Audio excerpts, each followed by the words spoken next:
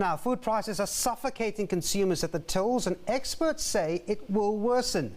Between December 2014 and December last year, prices in the country rose by an average 8.7%. Neighbouring Lesotho yesterday declared a national emergency as the drought continued to hit farming communities across the southern African region. Now, a food survey or a food basket survey released by the Markets and Economic Research Centre shows prices have exceeded the inflation rates of the Consumer Price Index. Now, this illustration just showing us a few items in that basket and how they've increased in price since December 2014. Well, Dr. Simphiwe Ngangweni is from the National Agricultural Marketing Council. He joins me now. Doctor, thanks very much indeed for talking to us. An average price rise of 8.7% in basic foodstuff. We've been hearing about this for months, and I suppose seeing the numbers and feeling it at the tills really makes it a bit more shocking, doesn't it? Well, thanks, Devin. I think maybe first of all, can I just clarify that the figure of 8.7% is not the official food inflation figure. The figure of 8.7% that we derived comes from a smaller basket of food items which we track on a regular basis. Mm-hmm. And by the way, we had to revise that figure also down from 8.7 to 6.6 due to a technical error in the calculation. However, that doesn't make any difference because this figure is still above the higher threshold of the Reserve Bank's inflation target of 6%. So the new figure is now 6.6. But I think it's important to note that this figure, obviously, because of the factors that we're currently facing in terms of drought, as well as the weak exchange rate, this figure is likely to go up in the next few months. Yeah, when looking at the basic food items here, I mean, are we at the mercy of the current drought you speak about, or does the weak rand also have a lot to do with it?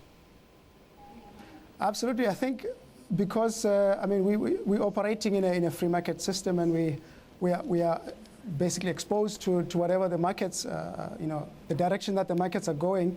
Obviously, the drought means that there's shortages, and therefore the supplies will be under stress in terms of grains.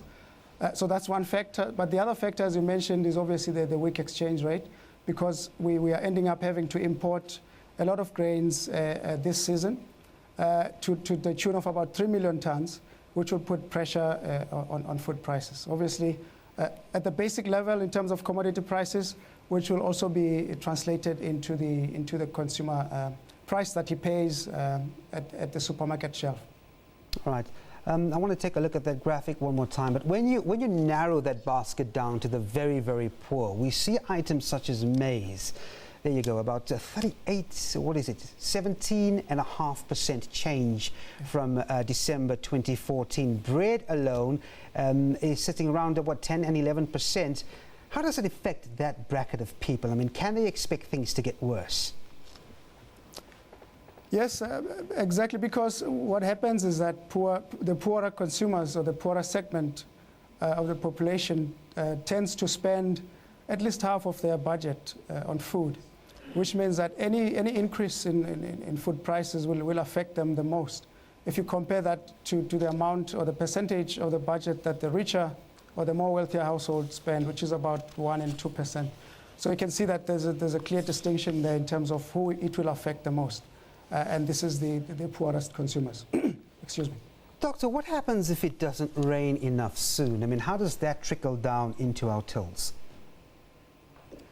Well, unfortunately, the situation we're facing right now is that the rains that have come recently have come too late after the planting window for maize. Unfortunately, if you talk of rain now, I think it's really irrelevant. Whatever rains come now, they won't make any difference, really, to the situation. Yeah, I mean, you mentioned earlier that we are importing some grain. Does that help to alleviate some of the price situations, or does that not play a major role in prices, but perhaps availability? Which one is it? I think, obviously, in terms of availability, obviously the country, through the markets has to adjust in terms of, if the supplies are not available locally in terms of the local harvest, the market mechanisms are such that they will function such that we are able to import to augment local supplies in order to meet our local demand.